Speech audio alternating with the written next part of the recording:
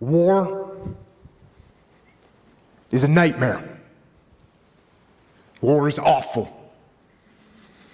It is indifferent and devastating and evil. War is hell. But war is also an incredible teacher, a brutal teacher. And it teaches you lessons that you will not forget. In war, you are forced to see humanity at its absolute worst. And you are also blessed to see humanity in its most glorious moments. War teaches you about sorrow and loss and pain. And it teaches you about the preciousness and the fragility of human life. And in that fragility, war teaches you about death.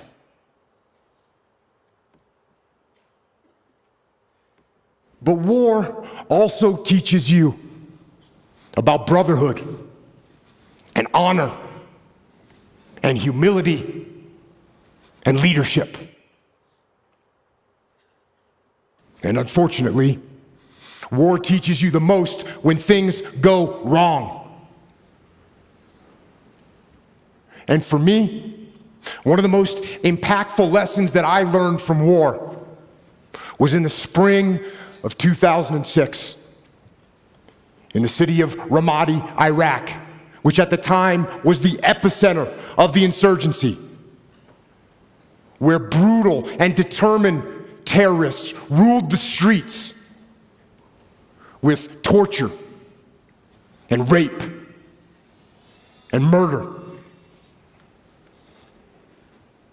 And it was in one neighborhood of that city, during an operation that I was in charge of, when all hell broke loose. We had multiple units out on the battlefield fighting the enemy. We had friendly Iraqi soldiers, we had U.S. Army soldiers and U.S. Marines, along with small elements of my SEAL team. And then the fog of war rolled in, with its confusion and chaos and mayhem, and with its gunfire and enemy attacks and screaming men and blood and death.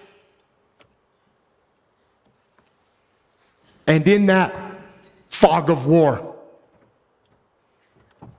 through a series of mistakes and human error and poor judgment and Murphy's Law and just plain bad luck, a horrendous firefight broke out.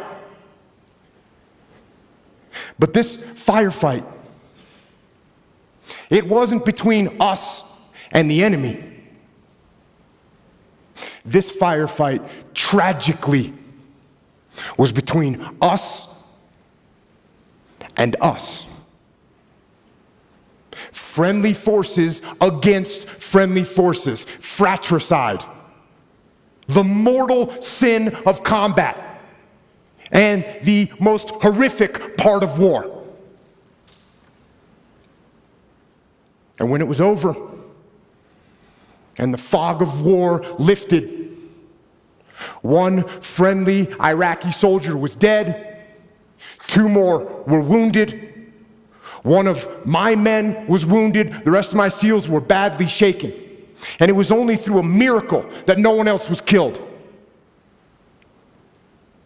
And it was reported up the chain of command what had happened. That we had fought and wounded and killed each other. And when we got back to base, things didn't get much better. There was a message waiting for me from my commanding officer. And it said, shut down all operations. It said that the commanding officer, the master chief, and the investigating officer were inbound to my location. And they told me to prepare a debrief to explain exactly what had happened on the operation and what had gone wrong. Now, I knew what this meant. It meant that somebody had to pay. It meant that somebody had to be held accountable. It meant that somebody had to get fired for what had happened. So, I began to prepare my debrief. And in it, I detailed every mistake that was made and who made it. And I pointed out every failure in the planning and the preparation and the execution in the operation. And I pointed out who was responsible for that failure. There was plenty of blame to go around. There were so many people that I could incriminate with guilt. But something wasn't right.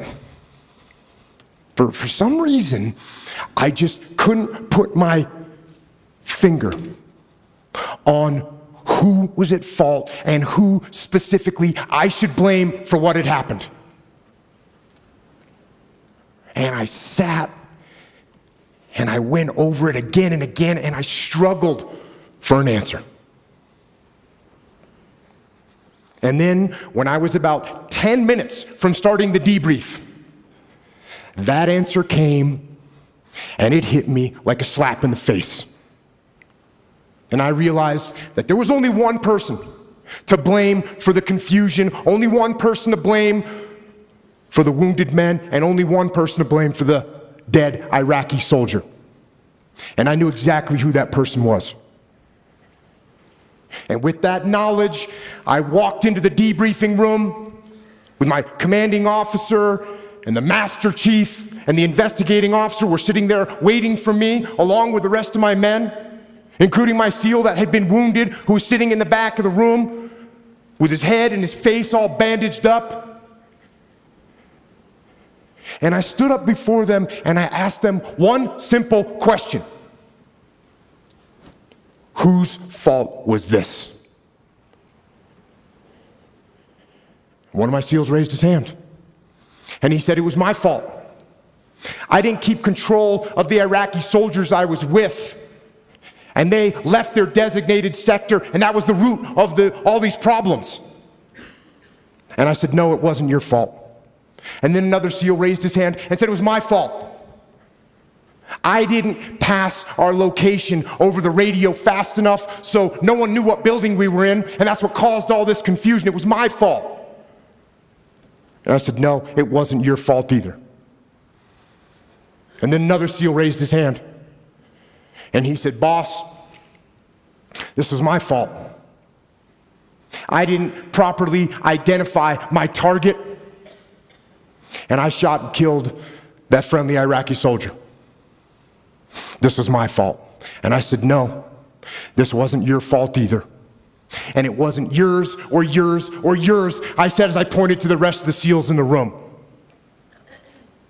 And then I told them that there was only one person at fault for what had happened. There was only one person to blame. And that person was me. I am the commander. I am the senior man on the battlefield, and I am responsible for everything that happens. Everything. And then I went on to explain to them some new tactics, techniques, and procedures that we were going to implement to ensure that this kind of travesty never happened again.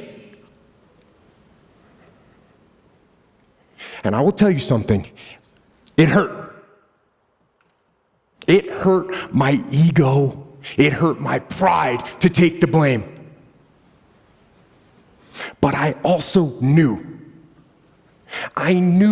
that to maintain my integrity as a leader, And as a man, I had to take responsibility. And in order to do that, I had to control my ego so that my ego did not control me. And you know what? I didn't get fired. In fact, my commanding officer, who had expected excuses and finger pointing, when I took responsibility, when I took ownership, he now trusted me even more. And my men, they didn't lose respect for me. Instead, they realized that I would never shirk responsibility, and I would never pass that heavy burden of command down the chain and onto them. And you know what? They had the same attitude. Unlike a team where no one takes ownership of the problems and therefore the problems never get solved, with us, everyone took ownership of their mistakes. Everyone took ownership of the problems. And when a team takes ownership of its problems, the problems get solved.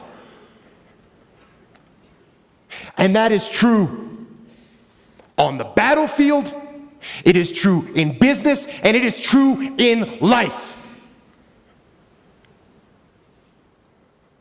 So I say, take ownership. Take extreme ownership. Don't make excuses. Don't blame any other person or any other thing.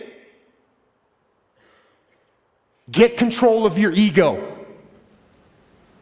Don't hide your delicate pride from the truth. Take ownership of everything in your world, the good and the bad. Take ownership of your mistakes, take ownership of your shortfalls, take ownership of your problems, and then take ownership of the solutions that will get those problems solved. Take ownership of your mission. Take ownership of your job, of your team, of your future, and take ownership of your life. And lead. Lead. Lead yourself and your team and the people in your life. Lead them all to victory. Thank you.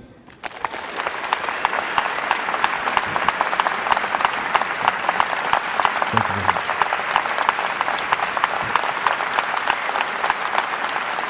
Thank you.